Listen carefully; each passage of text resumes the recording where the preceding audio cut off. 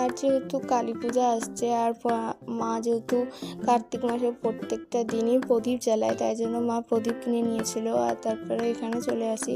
এখানকার ঠাকুরটাও খুবই সুন্দর ছিল দেখতে। যেহেতু আমি ক্লাবের নামগুলো খুব একটা জানি না, তাই জন্য ক্লাবের নামগুলো তোমাদেরকে বলতে পারছি না।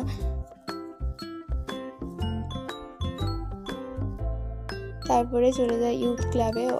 আমাদের ওদিন শেষ ঠাকুর দেখা ওদিন ওখানেই ছিল। সবগুলো ঠাকুর দেখা হয়ে গেছিলো মোটামুটি। আর তারপরে মাসির সাথে দেখা হয়ে যায়। যখন আমরা গেছিলাম জেলেপাড়া তখন মাসি ছিল না বাড়িতে, তো মাসিও ঠাকুর দেখতে বেরিয়েছিল। তো মায়ের সাথে মাসির দেখা হয়ে গেছিলো। তখন আবার গল্প করতে বসে গেলে একটু দেখছিলাম ঠাকুরের ছবি তুলছিলাম। নিজেও কয়েকটা ছবি তুলে। এখানে ঠাকুরটা খুবই সুন্দর করেছিল, আর প্যান্ডেলটাও দারুণই করেছিল। আসলে সব থেকে বড় প্যান্ডেল মানে এটাই হয়েছিল, দেখতেও ভালো লাগছিল। তারপরে আমার ভাই আমাকে আবার মাজা অফার করছিল, তো কিছু খেতে ইচ্ছা করছিল না তখন আমার, তো তাই জন্য শুধু একটা পপকর্ন কিনেছিলাম। আর যেহেতু হাঁটতে হাঁটতে আবার দিশারি অবধি আসতে হবে, তাই জন্য আর বেশিক্ষণ বসেনি আমরা। ওখান থেকে আবার বেরিয়ে পড়েছিলাম একটা পপকর্ন কিনে।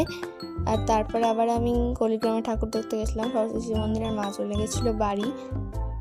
তারপরে বন্ধু আবার আমাদেরকে একটা পেপসি কিনে দিয়েছিল, আমাকে আবার আমার বান্ধবীকে। তারপরে ওখানে এক্সিবিশন রুমে চলে গেছিলাম।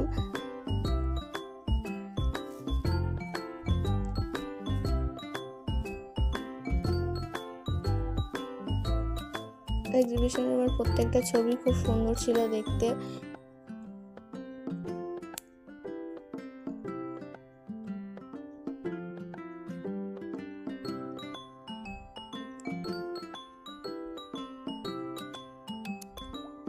তারপরে ওখানে কয়েকটা ছবি তুলে চলে আসি আমরা অন্য একটা ক্লাবে। ওখানে বসিয়া তখন আবার বৃষ্টি শুরু হয়ে যায়, তো তাই জন্য দেরি না করে চলে আসি আমরা বাড়ি। তো আজকের মতো এখানেই, অপেক্ষা করো নেক্সট ব্লগের।